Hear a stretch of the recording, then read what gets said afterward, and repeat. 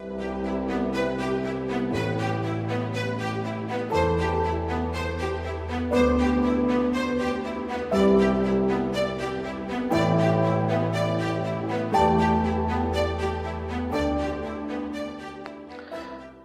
welcome to this week's lesson. I'm Brian Vermeer. We're continuing our series in the book of Luke, talking about the life of Jesus.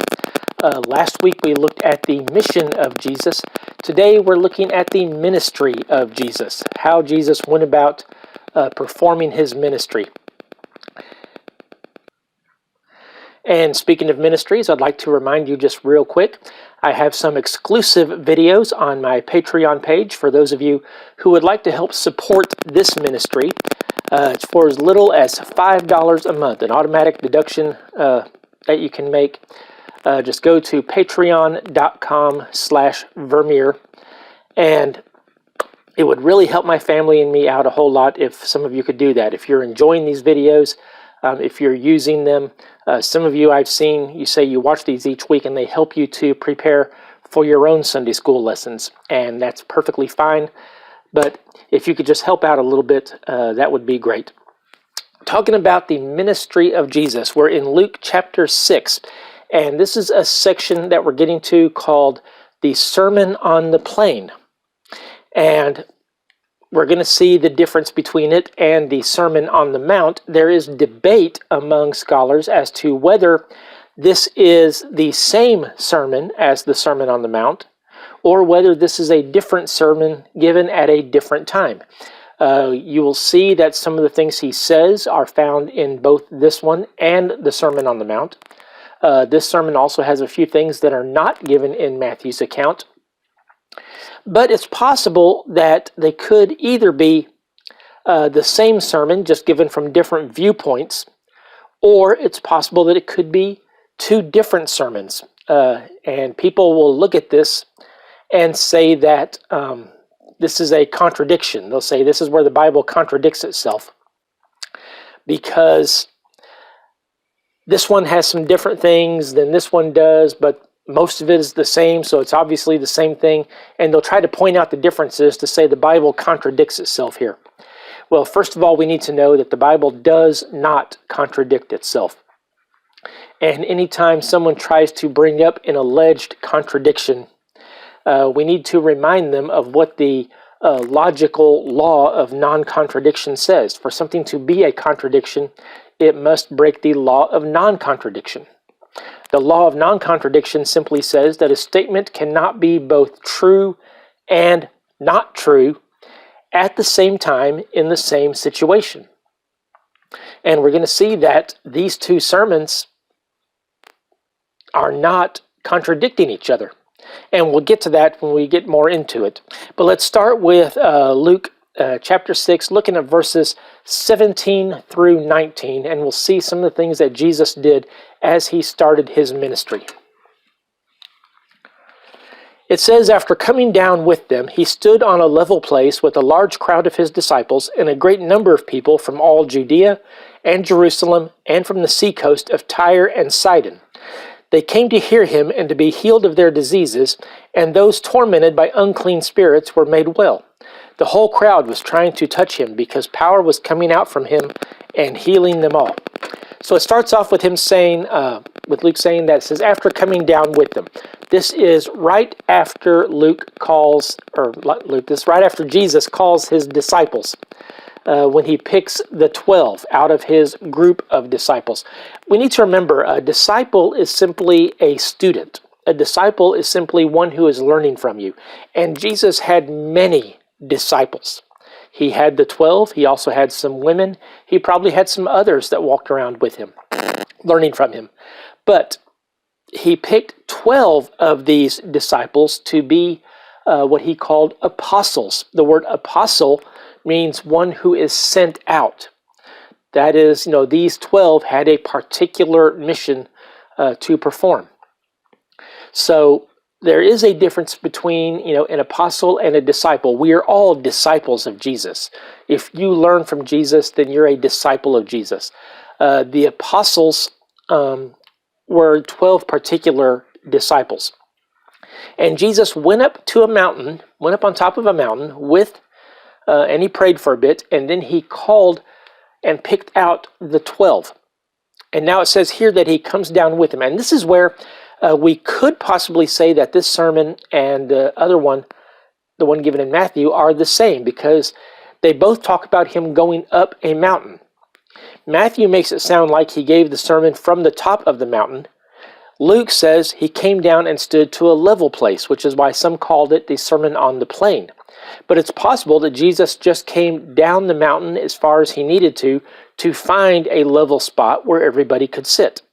So this may still be the Sermon on the Mount, just given at a level spot on the mountain. So we see the two don't contradict each other. Or again, these could be two completely different sermons given at two different times. Matthew does not describe the Sermon on the Mount as being given right after he calls the apostles. In fact, it's given before he calls the 12 apostles. None of the Gospels claims to present everything in exact chronological order. So we can't necessarily say from that whether they are the same or different. And to be honest, it doesn't matter. Even if they are two different sermons, that's no big deal. I know many preachers who give the same sermon more than one time. It's very possible Jesus gave the same sermon more than once because he had different people or was talking to a different group. We do know several things about this sermon. We'll get to that when we talk to the preaching here. But notice what Jesus is doing. It says that he came down and people came to him. He's already gotten a reputation. He's already been talked about throughout the region. It says people came to hear him from Judea and Jerusalem and from Tyre and Sidon. And it's interesting that Luke mentions these particular places. Judea and Jerusalem are in southern Israel. Tyre and Sidon are areas up north of Israel. So it's most likely Jesus gave this sermon in Galilee, which would be an area in between Tyre and Sidon on the north and Judea and Jerusalem on the south. So the point Luke's trying to make is people are coming from all over. And another thing that's interesting is Tyre and Sidon are technically not Israel. The people coming from those areas may not even be Jewish.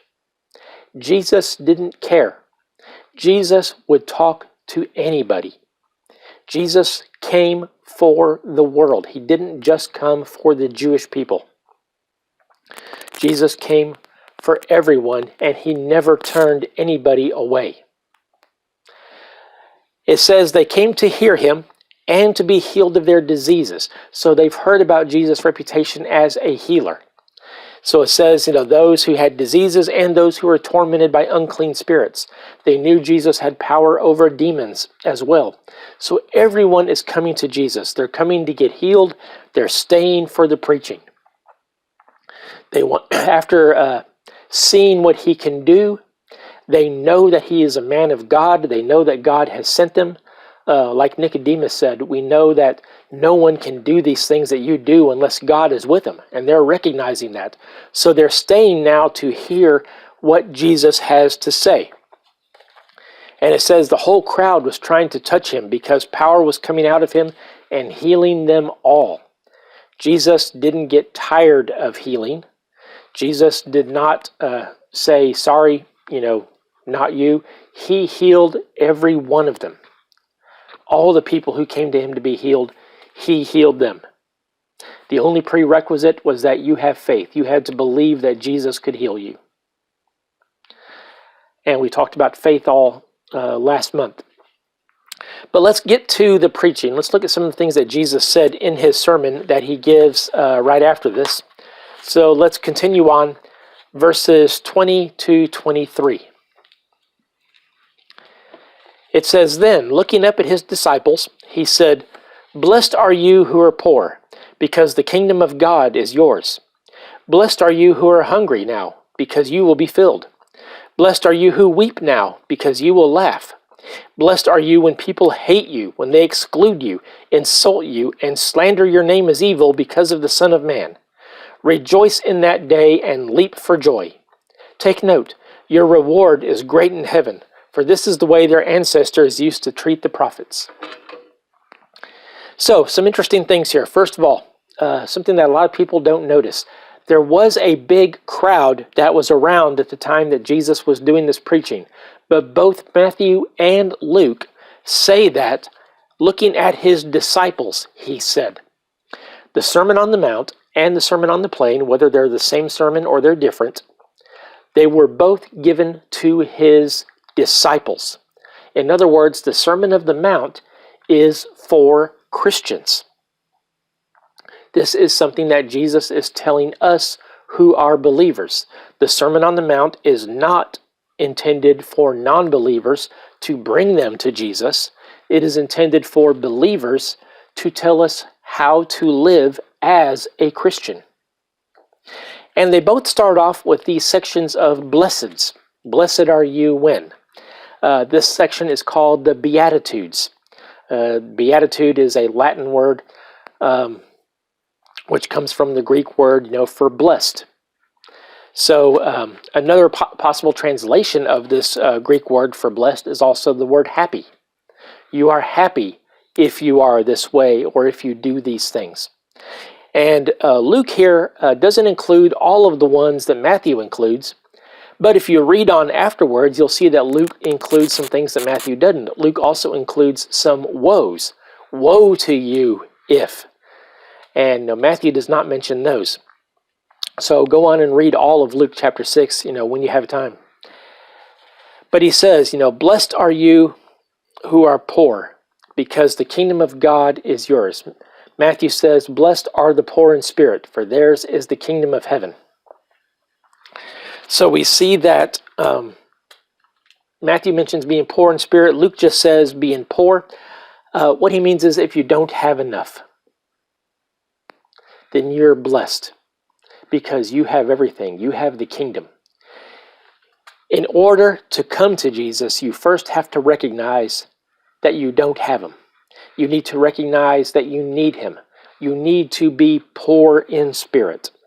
You need to know that the world is not enough for you. You need to know that other gods or other belief systems are not enough for you. That you need Jesus. Then Luke says, blessed are you who are hungry now, because you will be filled. You must be hungry for God's word. After you are poor in spirit, you must become hungry. You must want to know more. You must want to know about Jesus. And he says you are blessed if you feel that way, because you will be filled. If you want to know more about Jesus, God will send people to tell you about Jesus. This is my belief. I've said many times, people who ask, what about those people who have lived, their whole lives and never heard of Jesus? What about those, tribes out in Africa? They like to bring those up a lot, who have never heard of Jesus. Will they be saved? Or will God condemn them when it's not their fault because they've never heard about Jesus? I believe everyone has this come to them. Everyone at their point, at some time in their life, reaches this point where they are poor in spirit, where they recognize that the world is not enough.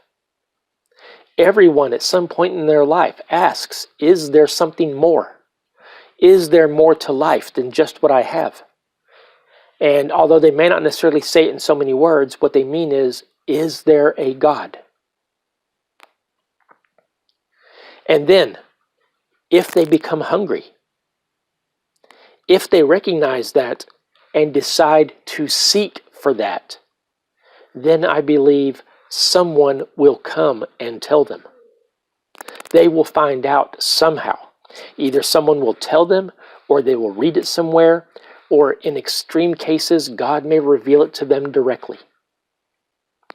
But I don't think anyone on Judgment Day will be able to say, you never let me know about you. You never told me about you. God reveals himself to everyone at some time in their lives. The question is, what do you do with it when he does that? Do you recognize it and follow through trying to find God, or do you ignore it and say, I'm not, there may be more, but I'm not going to worry about it? He then goes on and says, "Blessed are you who weep now, because you will laugh. When you're poor in spirit and you're hungry, it makes you weep because you know you need more. You know you need something other than the world. You know you need God. Eventually you'll realize that you know you need Jesus, and that will make you weep. You must be repentant. You must recognize that you are a sinner. And when you do, this should make you weep." And Jesus says, when you reach that point, you're blessed, because you will laugh after you receive Jesus, after you accept Jesus. Then he will give you that ability to laugh again. And then he says, he skips over a few that Matthew has, and then he goes on to, "Blessed are you when people hate you, when they exclude you, insult you, and slander your name as evil because of the Son of Man." If you've ever been made fun of for being a Christian, if anyone has ever said anything bad about you because you're a Christian, if anyone has ever insulted you because you're a Christian, then you should be happy. And as time goes by, we are seeing more and more about Christianity not being the cool thing to do. Jesus didn't come to be cool. Jesus came to be the way to eternal life. Now,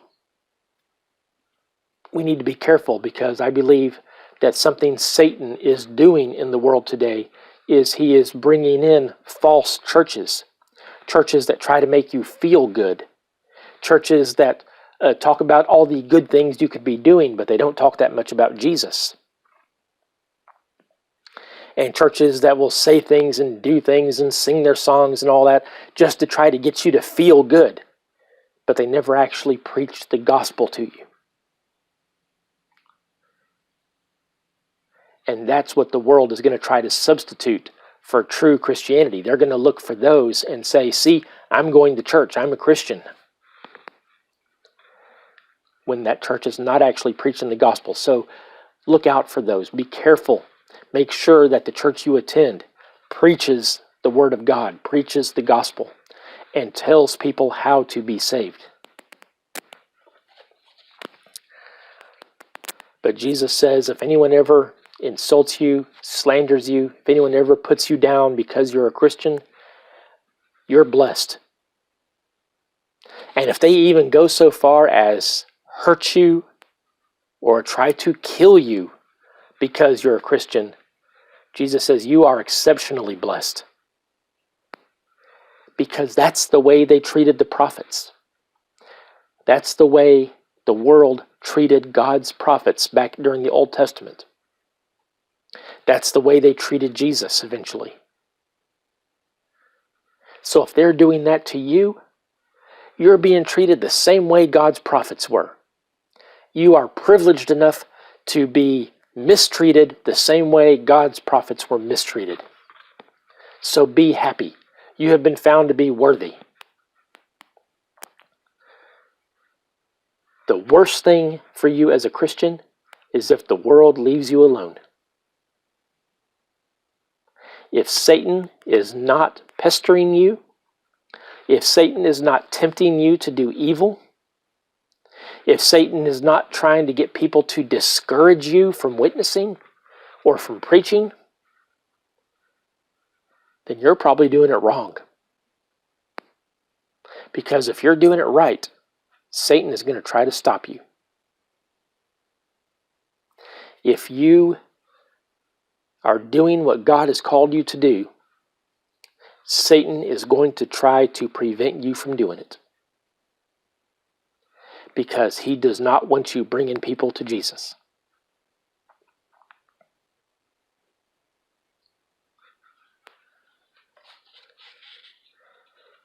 Jesus says, "Rejoice in that day and leap for joy. Your reward is great in heaven." We don't do this for reward on earth. I mentioned at the beginning, about, asking you, to donate to help my ministry. I don't want you to think I'm doing this for the money. I'm not doing this for the money. The money would be nice. It would be a nice gesture. It's something I could use. But I don't want you to think that that's why I'm doing this. I put these videos on YouTube so that they're free. The gospel should always be free. I do have some extra things as a reward for those who wish to donate. But the lessons are always going to be free.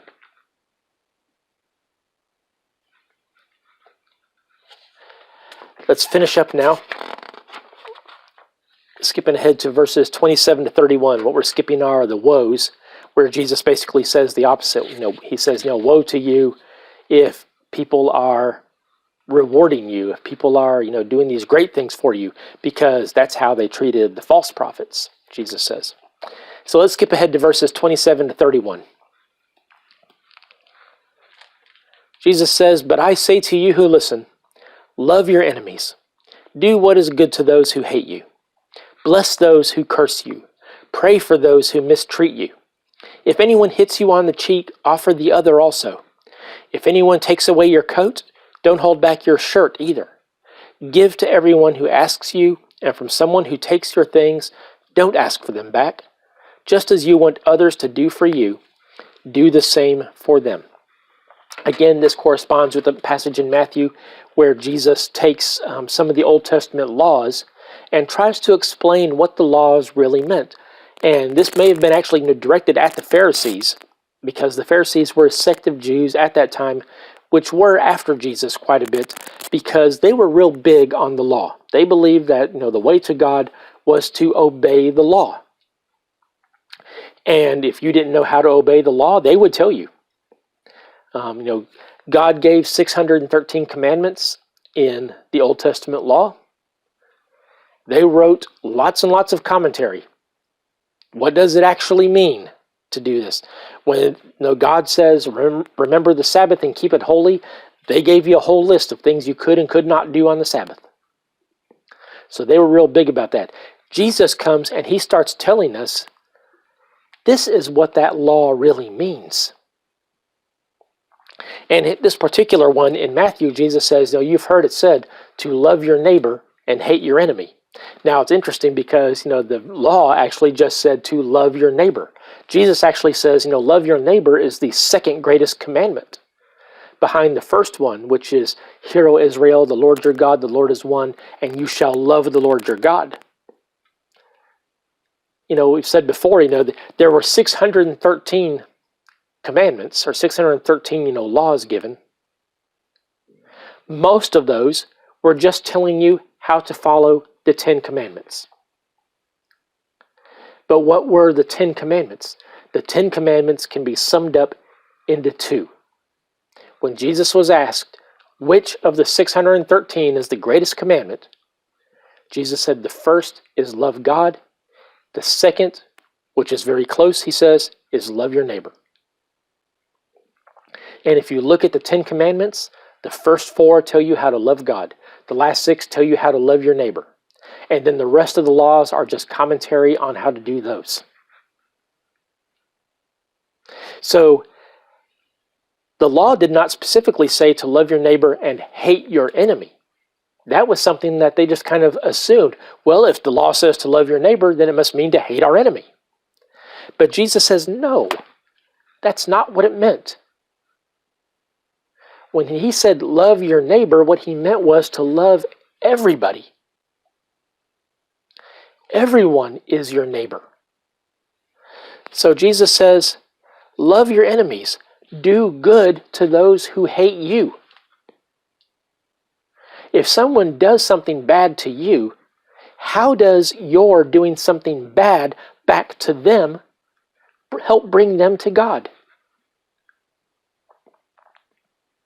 I remember my students were asking me once about wars. They wanted to know how war started.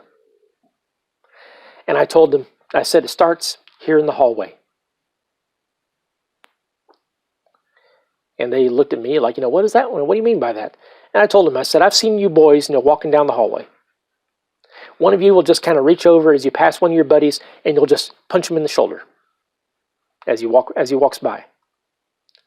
Now, after you've done that, what's he going to do next time he sees you? And they immediately answered, no, I'm going to punch him back. I said, but are you going to punch him back the same? And they said, no, I'm going to try to punch him back harder. I said, that's how wars get started. Because one group of people does something which this other group doesn't like, so they think they've got to do something back, which is even worse. And then they think they've got to do something back, which is even worse. And it just escalates.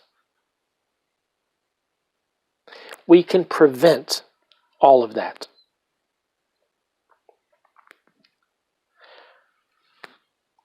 In, I believe it's the episode of Star Trek called A Taste of Armageddon. I think that's the one. Captain Kirk talks about how wars could be stopped. And he says all you have to do is for everyone to say, I'm not going to fight anyone today. Just wake up in the morning with the attitude, I'm not going to fight anyone today. And if everybody had that attitude, then there wouldn't be any wars. If we all did what Jesus asked us to do, which by the way is never going to happen. Please don't, I'm not trying to say that this is, a utopian society or we're ever going to have a utopian society like this. This isn't going to happen, but it could happen if everyone would just follow what Jesus said. He says, love your enemies, do good to those who hate you. In Matthew, he goes on and says, if you do evil to those who hate you, how are you better than anybody else? Even the Pharisees do that.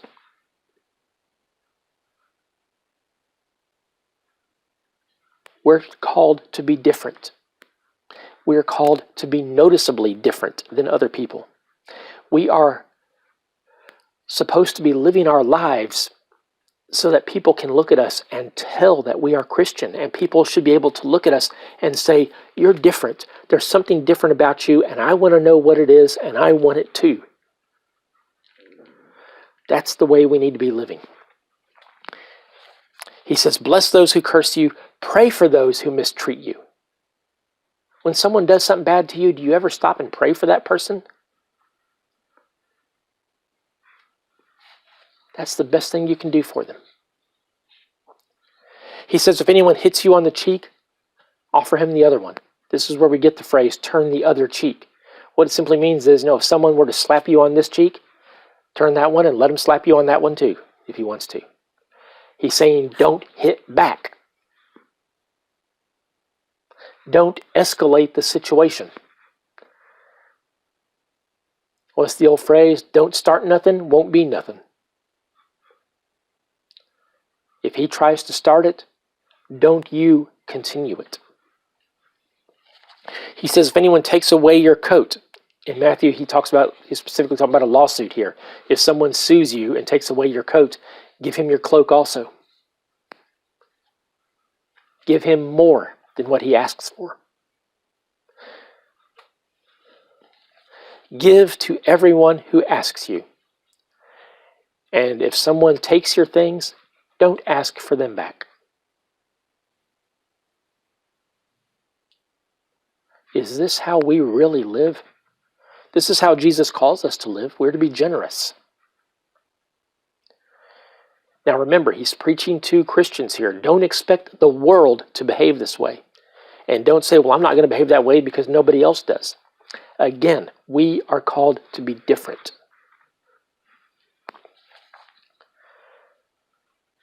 And then we hear the golden rule. Just as you want others to do for you, do the same for them. Now, practically every culture in the world has some variation of the golden rule in their belief system. But most of them word it in the negative. In other words, most cultures say it in the form, don't do to others what you don't want them to do to you. And technically you're obeying that just by leaving people alone. Jesus says, do to others what you want them to do to you. In Jesus' command, if you're doing nothing, then you're committing a sin. We're called to be active in the world. We're supposed to be going out and helping to make the world a better place. And we make the world a better place by living our lives to bring people to Jesus. So what's the ministry of Jesus? The ministry of Jesus was preaching God's message, which a lot of it was simply be good. There's a line in the book, The Hitchhiker's Guide to the Galaxy, which I love, which talks about, which just in passing, talking about, a time period, a modern time period, he says, and then one Thursday, nearly 2,000 years after one man was nailed to a tree for saying how great it would be to be nice to people for a change. That's what Jesus is preaching. Be nice to people. And by being nice to people, it opens them up to listen to the gospel. And Jesus didn't just say that. We saw in the first passage, Jesus lived it. People came to him to be healed, and he healed them all. He didn't say, okay, line ends right here. Everyone beyond, go home. He healed them all. Do you treat people the way you want them to treat you? If I'm going to hell, I would want someone to tell me how not to do it.